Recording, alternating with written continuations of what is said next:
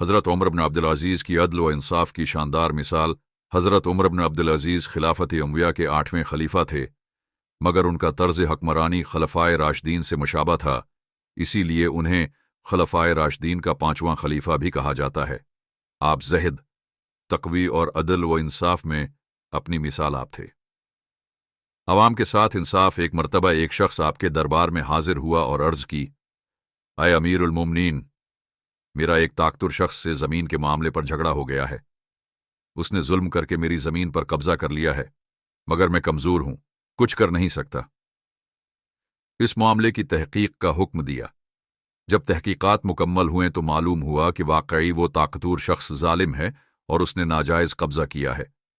چنانچہ حضرت عمر بن عبدالعزیز نے حکم جاری کیا کہ وہ ظالم شخص فوراً زمین واپس کرے، مگر وہ شخص بہت اثر و رسوخ رکھتا تھا۔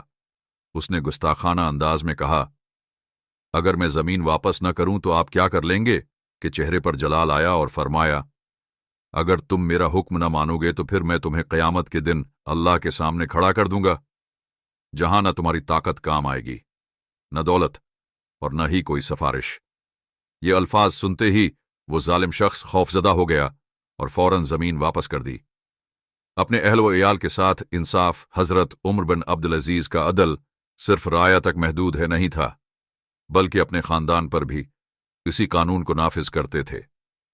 جب آپ خلیفہ بنے تو بنو امیہ کے کئی شہزادے آپ کے پاس آئے اور کہنے لگے، اے امیر المومنین، خلافت سنبھالتے ہی آپ نے بنو امیہ کے شاہی خزانے کو عام مسلمانوں میں تقسیم کر دیا ہے، مگر یہ خزانہ تو ہمارا تھا۔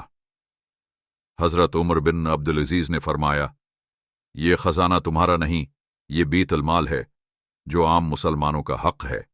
میں کسی کے ساتھ ناانصافی نہیں کر سکتا، چاہے وہ میرا قریبی رشتہ دار ہی کیوں نہ ہو۔ یہ سن کر بنو امیہ کے افراد ناراض ہو گئے، مگر حضرت عمر بن عبدالعزیز اپنے فیصلے پر قائم رہے۔ روشنی بجھانے کا واقعہ۔ ایک مرتبہ حضرت عمر بن عبدالعزیز رات کے وقت بیت المال کے کاغذات دیکھ رہے تھے۔ اتنے میں ان کے ایک دوست ملاقات کے لیے آ گئے اور ذاتی باتیں کرنے لگے۔ حضرت عمر بن عبدالعزیز نے فوراً چراغ بجھا دیا اور فرمایا، یہ چراغ بیت المال کا ہے جو سرکاری کام کے لیے ہے، اگر ہم اس کی روشنی میں ذاتی باتیں کریں گے تو یہ خیانت ہوگی۔ یہ سن کر ان کے دوست حیران رہ گئے کہ ایک خلیفہ اتنے چھوٹے معاملے میں بھی انصاف کو مدنظر رکھتا ہے۔